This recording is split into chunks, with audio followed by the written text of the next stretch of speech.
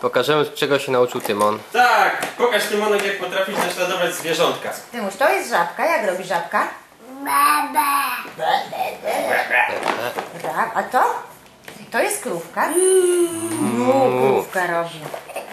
A to jest baranek. Bebe. A to jest konik. Jak jeszcze robi konik? A jeszcze jak? Zapomniałeś, tak? A to jest kaczuszka. I jak kaczuszka robi? Taś. Super. A to jest mały kotek. I kotek jak robi? Miau. Tak. A to jest kaczka. Gę. A to jest świnka. Jak świnka robi?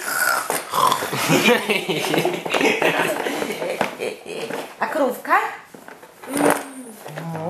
A to jest gąska. Jak gąska robi? Jak gąska robi?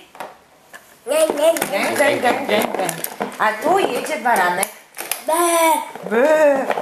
Super. A Świnia najlepiej. A tu jest też Jeszcze mały świnkę baranek. niech zrobi Tymon. Niech zrobi świnkę jeszcze raz. A świnka? Jak robi świnka? Jak robi?